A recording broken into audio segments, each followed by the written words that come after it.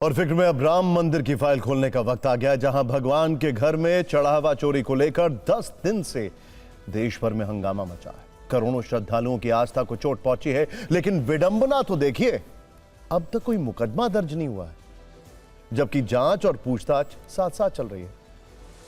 कुछ संदिग्ध किरदार भी चिन्हित हुए हैं, तो फिर एफआईआर कब दर्ज होगी? एफआईआर में इस देरी के पीछे कौन है और क्या वजह? इन सवालों के बीच आज दूसरे दिन भी एसआईटी की जांच जारी रही। कल भी लगभग 8 घंटे तक जांच टीम मंदिर परिसर में रही।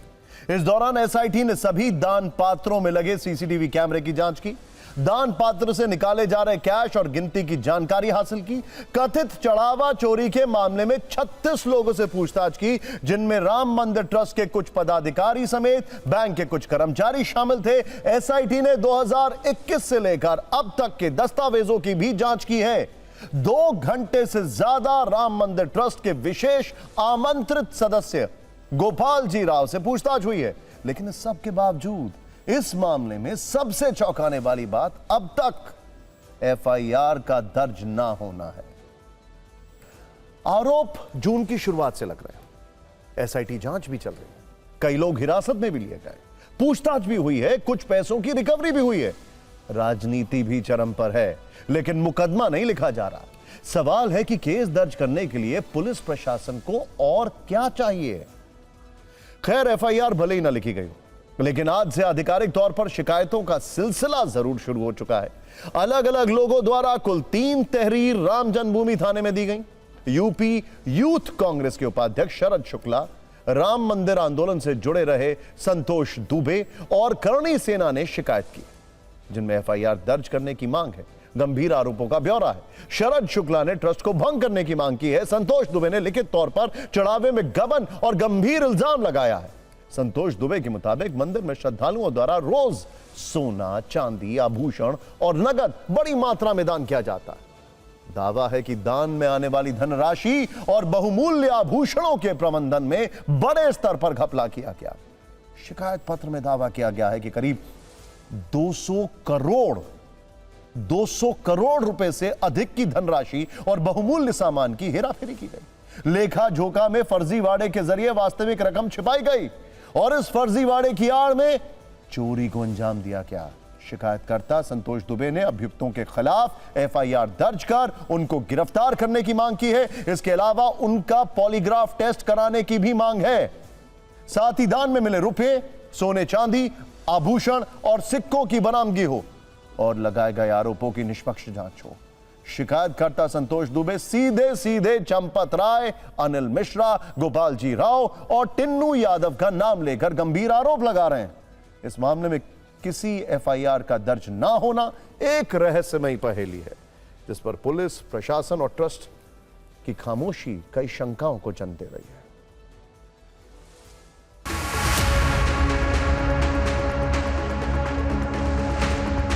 हमारी और आपकी कानूनी एफआईआर तो संविधान वाली है, वो तो अलग विषय है, लेकिन जो भाईवान की एफआईआर लिखी जाएगी उसका क्या करोगे आप? हमारे पास तो बहुत आधार है, बहुत सबूत है।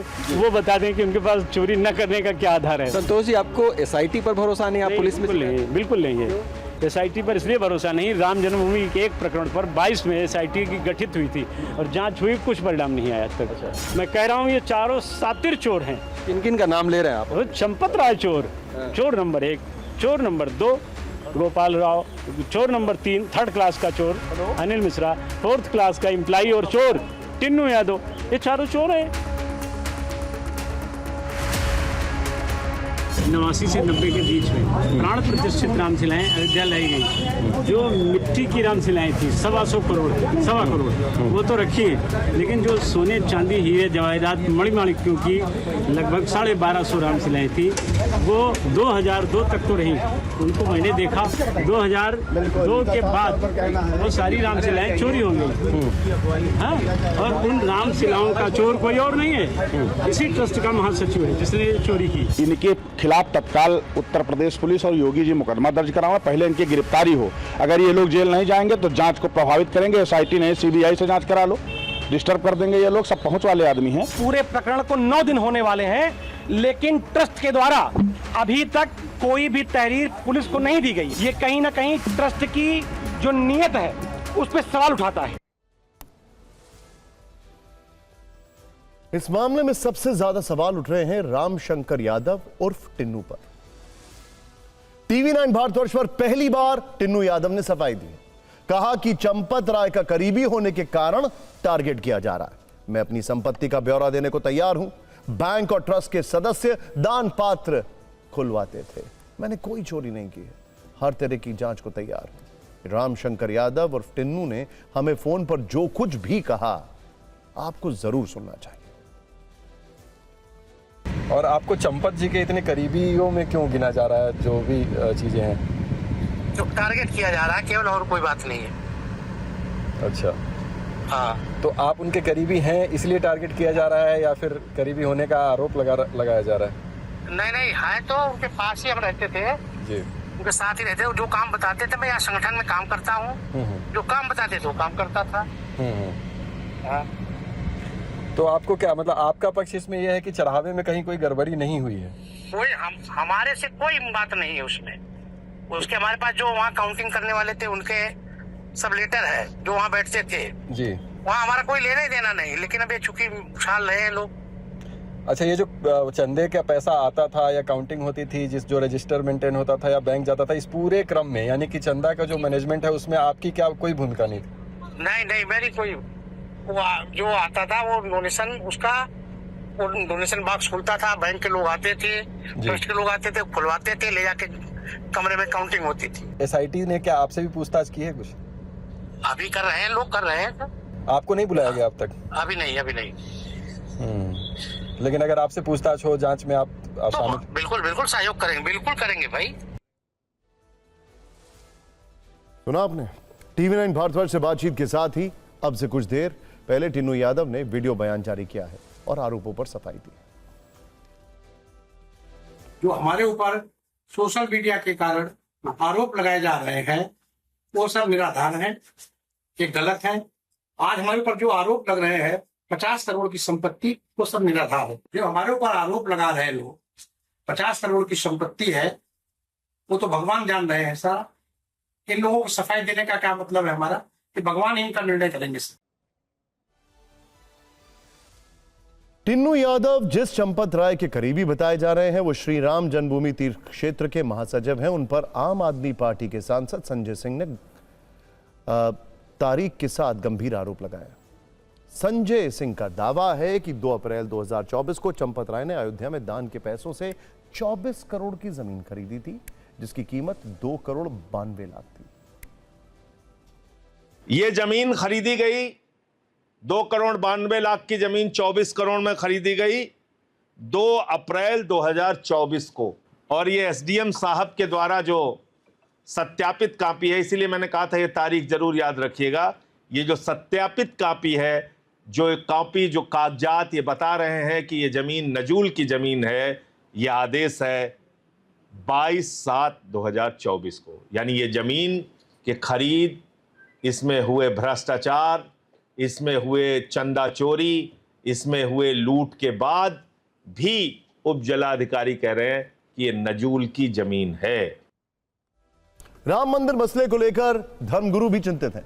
उनका कहना है कि ट्रस्ट और मंदिर प्रबंधन में धार्मिक लोगों को शामिल किया जाए जिसे धर्म का भय हो, नहीं तो ऐसी घटनाएं होती रहेंगी। समाज में एक भ्रामक संदेश, एक ऐसा यह सनातनियों को धूमिल करने का जो प्रक्रिया राष्ट्रीय अध्यक्ष समाजवादी पार्टी के अपनाए हैं, मैं उनसे पूछना चाहता हूं, वह व्यक्ति जिसका 1 रुपया अभी तक समर्पण नहीं आया, वो कहता है चोरी हो गया। राम मंदिर चढ़ावा चोरी को लेकर विपक्ष आक्रामक है। कांग्रेस सवाल पूछ रही है कि भ्रष्टाचारियों पर बुलडोजर एक्शन कब होगा, तो समाजवादी पार्टी डबल इंजन और भ्रष्टाचार का कनेक्शन जोड़ते हुए कटाक्ष कर रही है।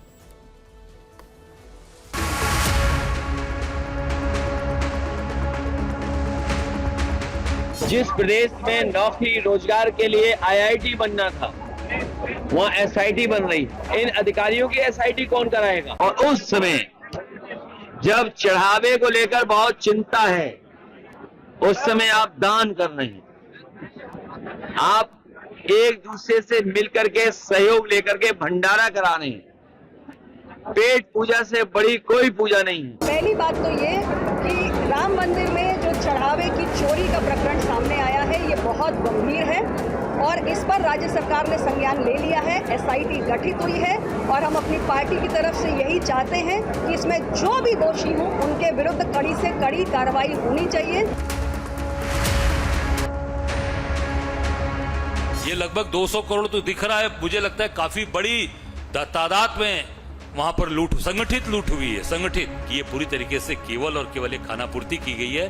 हमारी मांग है माननीय उच्च न्यायालय के सिटिंग हाई कोर्ट से उसकी जांच कराई जाए और समयबद्ध 1 हफ्ते से ज्यादा 1 हफ्ते 10 दिन से ज्यादा समय न देकर उसकी जांच कराएं। आज की तारीख में जिन्होंने प्रभु राम की संपत्ति को ही लूट लिया, ऐसे माफियाओं के ऊपर क्या कार्रवाई करेंगे? बुलडोजर चलेगा? कब चलेगा? इससे जघन्य अपराध आस्था के साथ खिलवाड़ नहीं हो सकता। इस देश के करोड़ों लोगों के आस्थावान प्रभु श्री राम के प्रति जो आस्था रखते हैं उनके चढ़ावे का मामला कि माननीय उच्चतम न्यायालय जिसका एक गौरवशाली इतिहास है और उनके द्वारा गठित टीम के द्वारा ही निष्पक्ष और स्वतंत्र जांच हो पाई। राम मंदिर में चढ़ावा चोरी आज सुर्खियों में, लेकिन जहां तक भ्रष्टाचार के आरोपों की बात है तो यह मुद्दा 2021 से उठता रहा है। राम मंदिर निर्माण के दौरान जब जमीन अधिग्रहण हो रहा था तब भी हेराफेरी और घोटाले की खबरें आई थी। 2021-22 में देश भर में इन आरोपों की चर्चा थी। आम आदमी पार्टी और समाजवादी पार्टी ने सस्ती जमीन ज्यादा कीमत में खरीदने का इल्जाम ट्रस्ट पर लगाया था। इसमें 2 जमीनों की खरीद बिक्री का मामला था। पहला मामला अयोध्या के बाग बिजैसी गांव का था, जहां आरोप लगा कि 1.208 हेक्टेयर जमीन सुल्तान अंसारी और रवि मोहन तिवारी नामक व्यक्तियों ने 2 करोड़ रुपए में खरीदी। इसके ठीक 5 से 10 मिनट बाद वही जमीन राम मंदिर ट्रस्ट को 18.5 करोड़ रुपए में बेच दी गई। नेताओं का सवाल था कि महज कुछ मिनटों में जमीन की कीमत 16.5 करोड़ रुपए कैसे बढ़ सकती है। दूसरा मामला अयोध्या मेयर के एक रिश्तेदार दीप नारायण उपाध्याय से जुड़ा था। फरवरी 2021 में एक जमीन 20 लाख रुपए में खरीदी थी, जिसे मई 2021 में ट्रस्ट को 2.5 करोड़ रुपए में बेच दिया गया। हालांकि ट्रस्ट ने दोनों मामलों में सफाई देते हुए कहा था कि 2 करोड़ रुपए का सौदा पुराने एग्रीमेंट पर आधारित था, जबकि 18.5 करोड़ रुपए में खरीदी गई जमीन की कीमत उस समय के बाजार भाव से भी कम थी। पूरा भुगतान आरटीजीएस के जरिए हुआ और प्रक्रिया पूरी तरह पारदर्शी रही। कुल मिलाकर राम मंदिर के निर्माण में जमीन अधिग्रहण से लेकर निर्माण के दौरान और अब जड़ावे तक में घोटाले के आरोप लग चुके हैं, जो रामलला के भक्तों को परेशान कर रहे हैं। देखिए, अगर फिक्र के लेंस से देखें तो बड़ा सवाल यह है कि जिन अधिकारियों और पदाधिकारियों की निगरानी में पूरा सिस्टम चलता रहा, क्या उनकी भूमिका की निष्पक्ष पड़ताल किए बिना सच्चाई सामने आ पाएगी? ट्रस्ट के महासचिव चंपत राय सहित अन्य प्रमुख पदाधिकारियों की जिम्मेदारियों को लेकर भी चर्चा तेज है। प्रश्न यह है कि अगर जानकारी थी तो कार्रवाई क्यों नहीं हुई, और अगर जानकारी नहीं थी तो निगरानी व्यवस्था पर सवाल उठाना स्वाभाविक है। सूत्रों के अनुसार जांच एजेंसियों के सामने सबसे बड़ी चुनौती केवल रकम का पता लगाना नहीं है, बल्कि पूरे सिस्टम और जवाबदेही की चेन को समझने की भी होगी। यह भी देखा जाएगा कि चढ़ावे की गिनती, रिकॉर्ड और सत्यापन की प्रक्रिया में कौन कौन लोग शामिल थे और कहां चूक हुई। जब तक इन सवालों के जवाब नहीं मिल जाते, तब तक व्यवस्था को शक की निगाह से देखा जाता रहेगा।